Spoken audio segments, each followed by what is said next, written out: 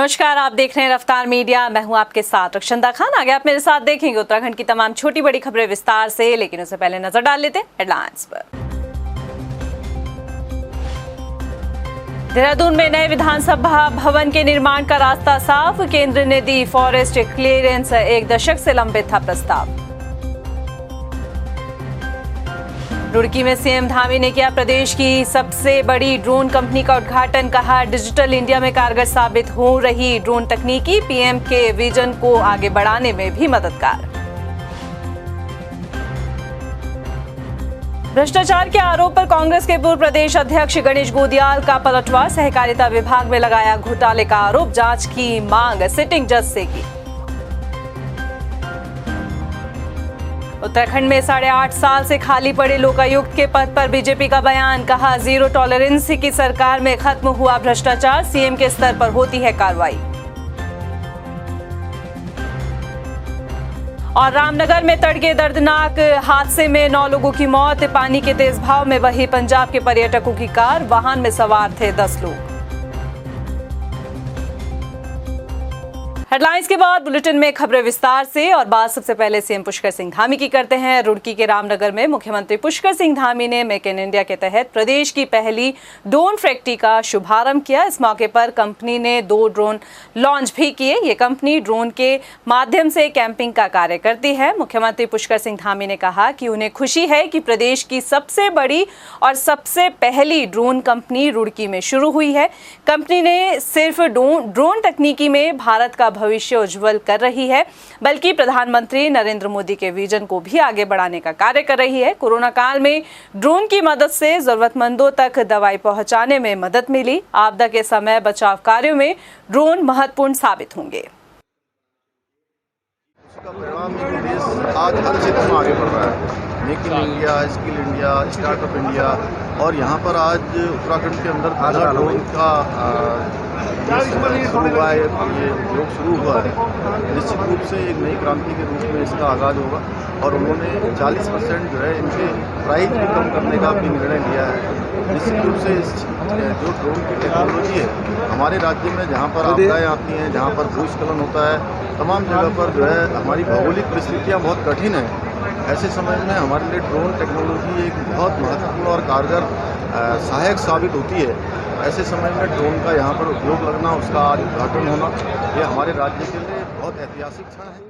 खबरों में बढ़ते आगे बात कर लेते हैं अगली खबर की। देहरादून में नए विधानसभा भवन के निर्माण का रास्ता अब साफ हो गया है। केंद्र सरकार की तरफ से फॉरेस्ट क्लियरेंस मिल चुका है, यानी कि उत्तराखंड की अस्थायी राजधानी देहरादून में विधानसभा का अपना भवन नहीं है, जिसको लेकर रायपुर में जमीन चयनित की गई। रायपुर में चयनित की गई जमीन को वन विभाग की सैद्धांतिक सहमति वन क्लियरेंस के रूप में मिल चुकी है, जिसे अब देहरादून में भी विधानसभा भवन बनने की राह जो है वो आसान हो चुकी है। बता दें कि 1 दशक से फॉरेस्ट क्लियरेंस नहीं मिलने की वजह से प्रस्ताव लंबित पड़ा था। इसमें ऐसा है कि इसमें जो इन प्रिंसिपल अप्रूवल है, जिसको सैद्धांतिक स्वीकृति बोलते हैं, लगभग 60 हेक्टेयर का ये प्रस्ताव है। सैद्धांतिक स्वीकृति भारत सरकार से इसमें मिल चुकी है। कुछ शर्तों का अनुपालन अभी होना शेष है, जिसमें विशेष करके जो वाइल्ड लाइफ का मिटिगेशन प्लान था उसका 15 करोड़ 70 लाख के आसपास जमा होना है। और जैसे ही ये कंसर्न डिपार्टमेंट द्वारा जमा कर दिया जाएगा तो इसको आगे बढ़ाया जाएगा और फिर भारत सरकार इसमें विधिवत स्वीकृति जारी करेगी। टिहरी के विकास भवन सभागार में आयोजित सुविधाजनक राशन कार्ड एवं उज्ज्वला योजना के अंतर्गत निःशुल्क गैस कनेक्शन वितरण कार्यक्रम में मंत्री रेखा आर्य शामिल हुई, जहां पर मंत्री रेखा आर्य ने उज्ज्वला गैस कनेक्शन के 9 पात्र लाभार्थियों को गैस कनेक्शन और 25 राशन कार्ड धारकों को सुविधाजनक राशन कार्ड वितरित किए। मंत्री रेखा आर्य ने बताया कि प्रदेश में लगभग 24 लाख राशन कार्ड धारक हैं, जिनमें से लगभग 12 लाख को डिजिटल कर दिया गया है। बड़ी संख्या में लाभार्थी जो हमारी उज्ज्वला की हैं, मातृशक्तियों को जो है उज्ज्वला गैस कनेक्शन वितरित किए गए हैं। निश्चित रूप से भारत सरकार की ये बहुत ही महत्वाकांक्षी योजना है, जिसके लाभार्थी पूरे प्रदेश में 4.5 लाख के करीब हैं। लगातार राज्य सरकार जो है धुआं मुक्त प्रदेश बनाने के लिए अग्रसर है। महिलाओं के लिए किचन में उनके लिए मददगार और सहायक के रूप में काम कर रही है। तो आज उनको भी जो है भारी मात्रा में जो है महिलाओं को गैस कनेक्शन यहाँ पे उज्ज्वला के तहत वितरित किया। उत्तराखंड की सियासत में बीजेपी के कैबिनेट मंत्री धन सिंह रावत और कांग्रेस के पूर्व प्रदेश अध्यक्ष गणेश गोदियाल के बीच विवाद गहराता जा रहा है। जहां एक तरफ धन सिंह रावत ने गणेश गोदियाल पर लाखों रुपए के घोटाले का आरोप लगाया, तो वहीं गणेश गोदियाल ने अपने ऊपर लगे आरोपों को नकारते हुए पलटवार धन सिंह रावत पर किया और बड़ा आरोप लगाया। गोदियाल ने कहा कि धन सिंह रावत ने कोऑपरेटिव बैंक के पैसे से अपने चहेते कंपनियों के शेयर खरीदे, जिनमें से 31 करोड़ रुपए जो है वो इन शेयर कंपनी में लगाए, जिसकी कीमत आज शून्य हो चुकी है। सहकारिता विभाग को धन सिंह रावत ने लूटने का काम किया है। इसके साथ ही गणेश गोदियाल ने धन सिंह रावत के खिलाफ SIT की जांच की मांग करते हुए कहा कि अगर जांच नहीं होती तो वो धरना प्रदर्शन करेंगे, कोर्ट का दरवाजा भी खटखटाएंगे। 31 करोड़ रुपए के कोऑपरेटिव से शेयर खरीदे गए किसी कंपनी के, जिसके शेयर कोई नहीं ले रहा था। शेयर मार्केट में ऐसे बहुत सी कंपनियां होती हैं जिनका कुछ नहीं होता। तो मंत्री जी ने 31 करोड़ के शेयर खरीदवाए, आज उन शेयरों की कीमत शून्य हो चुकी है। तो मामला क्या बनता है, ये बोलने की आवश्यकता तो है नहीं। आप समझ सकते हैं भाई, जिस कंपनी के शेयर कोई मार्केट में लेने को तैयार नहीं है, उसके शेयर उत्तराखंड का कोऑपरेटिव डिपार्टमेंट कोऑपरेटिव बैंक ले रहा है उस कंपनी के शेयर। तो इसका अर्थ क्या है? और आज वो शून्य हो गए, इसकी किसकी जवाबदारी है? गणेश गोदियाल ने टेरी में मंदिर समिति के प्रॉपर्टी में सड़क बनवा दी 7 लाख रुपए की, तो भ्रष्टाचार हो गया। आपने कोऑपरेटिव के पैसों से ऐसी कंपनी के शेयर खरीदवा दिए कि जो शून्य हो गए, वो अच्छा हो गया। वाह भाई, कैसे चलेगा ऐसा? तो ये मामला है। कांग्रेस के पूर्व प्रदेश अध्यक्ष और बद्री केदार समिति के मंदिर समिति के अध्यक्ष रहे गणेश गोदियाल पर जहां मंदिर समिति के अध्यक्ष रहते हुए भ्रष्टाचार के आरोप लग रहे हैं, वहीं गणेश गोदियाल इसे सियासी मुद्दा बताते हुए भी नजर आ रहे हैं। लेकिन दूसरी तरफ बद्रीनाथ से पूर्व विधायक महेंद्र भट्ट का कहना है कि जो आरोप गणेश गोदियाल पर लग रहे हैं वो बिल्कुल सही है। उन आरोपों को लेकर वो पहले भी खुद शिकायत कर चुके हैं।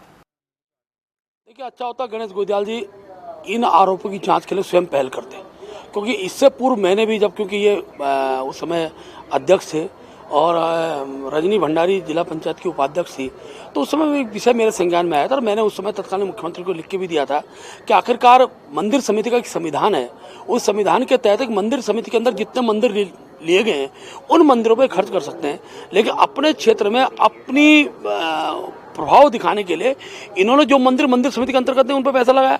सड़क बनाने का काम इनका नहीं है। आखिर दानदाताओं द्वारा धार्मिक व्यवस्थाओं के दृष्टिकोण से जो धनराशि दी जाती है उस पर खर्च होना चाहिए। एक और तो आप भविष्य बद्री मंदिर के लिए दानदाता से पैसे लेकर भविष्य बद्री का मंदिर बना रहे हैं, और दूसरी ओर जो मंदिर समिति के अंतर नहीं है उन पर आप अनावश्यक खर्चा कर रहे हैं। स्वाभाविक रूप से उसमें भ्रष्टाचार हुआ है और मैंने उस समय मांग की थी कि इसकी जाँच होनी चाहिए। वहीं गणेश गोदियाल पर लगाए गए भ्रष्टाचार के आरोप पर कांग्रेस पार्टी भाजपा पर हमलावर है। कांग्रेस के प्रदेश अध्यक्ष करण महारा ने कहा कि भाजपा कांग्रेस और पूर्व प्रदेश अध्यक्ष गणेश गोदियाल को बदनाम कर रही है। करण महारा का कहना है कि जिन्होंने 60 लाख का मानदेय ठुकरा दिया उन पर भ्रष्टाचार का आरोप लगाया जा रहा है। देखिए, पूर्व अध्यक्ष जी जो केदारनाथ समिति के अध्यक्ष हैं आदरणीय गणेश गोदियाल जी, और हमारे कांग्रेस के भी अध्यक्ष रहे हैं, उनके ऊपर अनर्गल आरोप लगाकर कांग्रेस के और गोदियाल जी की छवि खराब करने की कोशिश की जा रही है। जिस व्यक्ति ने 60 लाख रुपए का मानदेय ठुकराया हो, जिसने 1 लाख रुपया महीना जो अध्यक्ष को मिलता था वो भी नहीं लिया, उस आदमी के ऊपर 10 लाख रुपए के भ्रष्टाचार के आरोप लगाए जा रहे हैं। और एक एक बिंदु पे गोदियाल जी ने अपना स्पष्टीकरण दिया है और हम पूरी पार्टी के साथ उनके साथ खड़े हैं। और आश्चर्य इस बात का है, आरोप लगाने वालों के पीछे ऐसे मंत्री का हाथ है जिसके ऊपर हर विभाग के, अपने से संबंधित हर विभाग में भ्रष्टाचार के गंभीर आरोप लगे हैं, चाहे वो स्वास्थ्य का मामला हो, चाहे वो शिक्षा का मामला हो, चाहे कोऑपरेटिव का मामला हो। उत्तराखंड में जहां लोकायुक्त की नियुक्ति पिछले 8 सालों से नहीं हो पाई, वहीं लोकायुक्त के दफ्तर में लगातार शिकायतें आने का सिलसिला जो है वो जारी है। जैसे कि हमने आपको दिखाया था कि 900 से ज्यादा शिकायतें लोकायुक्त दफ्तर में 2013 के बाद दर्ज हो चुकी है। लेकिन अब भाजपा को लगता है कि उत्तराखंड में लोकायुक्त की जरूरत नहीं रही है। बीजेपी के प्रदेश प्रवक्ता विनय गोयल का कहना है कि जीरो टॉलरेंस की सरकार में भ्रष्टाचार नहीं हो रहा है और भ्रष्टाचार को लेकर जो शिकायतें हुई है उन पर मुख्यमंत्री के स्तर पर कार्रवाई होती है। भारतीय जनता पार्टी ने जीरो टॉलरेंस की सरकार चलाई है और हमने ऐसी स्थितियां उत्पन्न की हैं कि लोकायुक्त तक जाना ही ना पड़े। अब जो लोग गए हैं वो देखने का विषय है कि क्या उनकी शिकायतें हैं। वो माननीय मुख्यमंत्री जी का जो पोर्टल है 1064 उस पर भी जा सकते हैं, अपनी शिकायत कर सकते हैं। निश्चित रूप से उन्हें भी समाधान मिलेगा। उत्तराखंड में मंत्री रेखा आर्य और महिला बाल विकास विभाग सुर्खियों में है और सुर्खियों में रहने की वजह मंत्री रेखा आर्य और विभाग के अधिकारियों पर लग रहे भ्रष्टाचार के आरोप हैं। लेकिन ये आरोप क्यों हैं और आखिर कौन लगा रहा है, आइए आपको अपनी इस रिपोर्ट में दिखाते हैं। 2017 से उत्तराखंड में भाजपा सरकार आने के बाद भले ही जीरो टॉलरेंस की बात कही जाती हो, लेकिन इसके बावजूद भी भ्रष्टाचार के आरोप अधिकारियों और मंत्रियों पर लगते रहे हैं। महिला एवं बाल विकास राज्य मंत्री की जिम्मेदारी 2017 से निभाती आ रही रेखा आर्य के साथ ही उनके विभाग पर भ्रष्टाचार के आरोप लगाए जा रहे हैं और ये आरोप आरटीआई एक्टिविस्ट रघुनाथ सिंह नेगी ने लगाया है। रघुनाथ सिंह नेगी का कहना है कि प्रदेश की आंगनवाड़ी कार्यकर्ताओं के लिए खरीदे गए मोबाइल फोन, पावर बैंक और साड़ियों में भारी अनियमितताएं देखने को मिली है। विभाग द्वारा 44,000 मोबाइल फोन और पावर बैंक खरीदे गए, जो कि बाजार की कीमत से बहुत ज्यादा है। जिस फोन की ऑनलाइन बाजार में कीमत 5,500 तक थी, उसी फोन को 8,000 रूपए से ज्यादा कीमत पर खरीदा गया।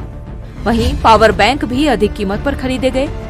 लेकिन जो फोन विभाग ने खरीदे हैं वो 2 GB रैम और 16 GB इंटरनल मेमोरी के दिए गए, जिसमें विभाग द्वारा डाटा फीड करने को लेकर जो सॉफ्टवेयर दिया गया है वो फोन उस सॉफ्टवेयर को कम रैम की वजह से सपोर्ट ही नहीं कर पाए, जो कि अब फोन कबाड़ हो चुके हैं। इतना ही नहीं, जो साड़ियां आंगनवाड़ी कार्यकर्ताओं के लिए खरीदी गई, जिनकी कीमत करीब 400 रूपए थी, वो बाजार मूल्य में 150 रूपए से ज्यादा कीमत के नहीं है। दरअसल महिला सशक्तिकरण बाल विकास विभाग ने आंगनवाड़ी जो हमारी वर्कर्स हैं उनके लिए फ़ोन खरीदे, स्मार्टफोन, उसके साथ पावर बैंक भी खरीदे। अब जो फ़ोन है लगभग 44,000 फ़ोन और पावर बैंक है, इनकी कीमत बामुश्किल बाज़ार में फुटकर में 6,000 रुपये के करीब है और इन्होंने लगभग 10,000 रुपये के करीब उसको ख़रीदा है, लावा के हैं। और मज़े की बात है कि उसमें मात्र 2 GB रैम है और 16 GB उसमें इंटरनल मेमोरी है। जो उनका डाटा है, सॉफ्टवेयर है, वो उसको एक्सेप्ट ही नहीं कर पाया और सारे के सारे फ़ोन वो बिल्कुल कबाड़ हो गए। यहाँ तक कि महीना 15 दिन चला करके आंगनवाड़ी की जो बहनें हैं उन्होंने चला करके उसको एक तरह से रिजेक्ट कर दिया और उसको विभाग को सौंप दिया। जहां एक तरफ आरटीआई एक्टिविस्ट रघुनाथ सिंह नेगी ने मंत्री रेखा आर्य और विभागीय अधिकारियों पर ये गंभीर आरोप लगाए हैं, तो वहीं आंगनबाड़ी कार्यकर्ता और संगठन में प्रदेश महामंत्री सुशीला खत्री का ये कहना है कि जो फोन विभाग द्वारा दिए गए थे वो वापस भी कर दिए गए हैं, क्योंकि उसमें डाटा फीड नहीं हो पा रहा था। वो विभागीय अधिकारियों से मांग करती है कि जब तक उन्हें अच्छे फोन उपलब्ध नहीं कराए जाते तब तक कोई भी डाटा ऑनलाइन न मंगाया जाए। जो फोन हमें दिए हैं वो लगभग 6 महीने के बाद उनमें इतनी प्रॉब्लम आ गई थी कि उनमें डाटा फीड नहीं हो रहा था और आज डेट तक तो सारे फोन मतलब खराब हो चुके हैं और हम अधिकांश फोन जो है विभाग में जमा कर दिए गए हैं आंगनवाड़ी कार्यकर्ताओं द्वारा। और बार बार हमारे जो विभाग के उच्च अधिकारी हैं उनके द्वारा जो दबाव डाला जा रहा है आंगनवाड़ी पे कि हर काम ऑनलाइन रिपोर्ट दे दो। हमारी मेरा की फाउंडेशन द्वारा जो गतिविधियां दी जा रही हैं हमें प्रतिदिन की आंगनवाड़ी में, तो वो भी हमारी ऑनलाइन मांगी जा रही है। वहीं इस पूरे मामले को लेकर विभागीय मंत्री रेखा आर्य का क्या कुछ कहना है, आप भी सुनिए। देखिए, मुझे नहीं मालूम कि अब किस समय के प्रकरण पे किस समय वो घोटाला महसूस कर रहे हैं। बतौर मेरे पास अभी ऐसी कोई शिकायत नहीं आई है। मेरे पास ऐसी कोई शिकायत आएगी तो निश्चित रूप से मैं उसका संज्ञान लूंगी। तो सुना आपने, मंत्री जी का कहना है कि ये मामला अभी तक उनके संज्ञान में आया ही नहीं। अब हैरत की बात ये है कि जो फोन विभाग की तरफ से दिए गए वो वापस भी हो चुके हैं और मंत्री जी को भनक तक नहीं है, जबकि मंत्री रेखा आर्य का खुद ये कहना है छोटी बड़ी जानकारी मंत्री को पता होनी चाहिए। ऐसे में अब मंत्री और विभागीय अधिकारियों पर सवाल उठना लाजमी है, लेकिन देखना ये होगा कि जो आरोप लग रहे हैं उनमें कितनी सच्चाई है और जांच कहां तक होती है। रफ्तार मीडिया के लिए देहरादून से मनीष टंगवाल की रिपोर्ट। हल्द्वानी में कांग्रेस ने महंगाई के खिलाफ प्रदर्शन करते हुए केंद्र सरकार का पुतला दहन किया। इस दौरान कांग्रेस विधायक सुमित हृदयेश भी मौजूद रहे। केंद्र सरकार के खिलाफ जमकर नारेबाजी करते हुए कांग्रेस नेताओं ने कहा कि आम जनता लगातार बढ़ रही महंगाई के बोझ तले दब चुकी है। विधायक सुमित हृदयेश ने कहा कि पिछले 2 महीने में गैस के दाम लगातार बढ़ रहे हैं। बेरोजगारी और महंगाई लोगों को परेशान कर रही है। वाकई में जब माननीय प्रधानमंत्री जी ने घोषणा करी थी, ना खाऊंगा ना खाने दूंगा, तो जो उनका खान पान है उसके तो जनता पूरा ध्यान रख रही है, लेकिन जनता के खान पान जो आवश्यक वस्तुएं हैं उसके दाम में लगातार चोट ये भारतीय जनता पार्टी, केंद्र की सरकार और राज्य की सरकार लगातार चोट कर रही है। और पिछले महीने की अगर आप बात करें, अखबार में खबर आई 1 करोड़ से ऊपर ज़्यादा इस देश में लोगों ने अपना व्यवसाय खोया, रोजगार खोया। उसके बावजूद आप गैस के दाम बढ़ा रहे हो, आप आटे पे जीएसटी लगा रहे हो। प्रदेश में मानसून आने के बाद से आफत की बारिश ने हादसों में भी इजाफा कर दिया है। भूस्खलन की वजह से जहां 195 सड़कें बंद है, वहीं सड़कों पर आया पानी भी जानलेवा साबित हो रहा है। जी हां, रामनगर के ढेला गांव के पास कार हादसे का शिकार हुई, जिसमें 10 लोग सवार थे। बताया गया कि 9 लोगों की मौत हो गई। आइए रिपोर्ट पे नजर डालते हैं। मानसून आने के बाद से उत्तराखंड में बारिश अब आफत बन गई है। भूस्खलन की वजह से जहां 195 सड़कों पर आवाजाही बंद है, तो वहीं जो रास्ते खुले हैं उन पर कब मुसीबत आ जाए ये कुदरत के अलावा कोई नहीं जानता। मगर अनजान होने की वजह से खामियाजा जान पर भारी पड़ रहा है। रामनगर के ढेला गांव में शुक्रवार की सुबह 10 लोगों पर मुसीबत बनकर आई। जहां सुबह करीब 5 बजे रपटे पर पानी आने की वजह से तेज बहाव में कार बह गई। कार में 10 लोग सवार थे। हादसे में 9 लोगों की मौत हो गई, जबकि एक युवती को बचा लिया गया। बचाई गई युवती नाजिया उत्तराखंड की है। वहीं 9 में से एक मृतका आशिया भी उत्तराखंड की ही थी। बाकी 8 मृतक पंजाब के पटियाला से हैं, जिसमें से 5 युवती 3 युवक हैं। बताया गया कि ये सभी लोग ढेला में एक रिसोर्ट पर ठहरे हुए थे। सुबह के वक्त रामनगर वापस आ रहे थे कि रपटे पर आए पानी को चालक भाप ना सका और गाड़ी रपटे पर उतार दी, जिस वजह से ये हादसे का शिकार हो गए। ग्रामीणों ने जब देखा तो सूचना पुलिस को दी। रेस्क्यू चलाया गया, लेकिन सैलानियों की जान नहीं बच पाई। देखिए, जो अभी तक संज्ञान में आया कि करीब 5, सवा 5 के बीच में एक गाड़ी जो है ढेला से रामनगर की तरफ आ रही थी और वो अनियंत्रित होकर वो जो रपटा है उसके नीचे जो है नदी है उसमें गिर गई। और अभी तक जो उसमें जो बॉडी रिकवर हुई है उसमें 6 महिलाओं की बॉडी रिकवर हुई है और उसमें 3 पुरुष हैं और 1 महिला उसमें जिंदा बची है, जो अभी हॉस्पिटल में है, जिसका इलाज चल रहा है, जिसका नाम नाजिया है। और अभी तो फिलहाल प्राइमरी बेसिस पे यही पता चला है। और जो एक प्रत्यक्षदर्शी है उसके हिसाब से ड्राइवर थोड़ा तेज़ी में था और उससे गाड़ी पलटी है, जो प्राइमरी फेस अभी बातें पता चली हैं। और जो पुरुष हैं वो पटियाला के तरफ के बताए गए हैं। तो जांच अभी जारी है, जो जांच पूरी होने के बाद ही बाकी बातें बताएंगे। वहीं दर्दनाक हादसे पर सीएम पुष्कर सिंह धामी ने भी दुख जताया। सीएम धामी ने ट्वीट कर मृतकों के परिजनों के प्रति अपनी संवेदनाएं व्यक्त की है। वहीं उत्तराखंड पुलिस ने हादसे को लेकर पंजाब पुलिस से भी संपर्क किया है। हादसे में बची एकमात्र चश्मदीद नाजिया का इलाज चल रहा है।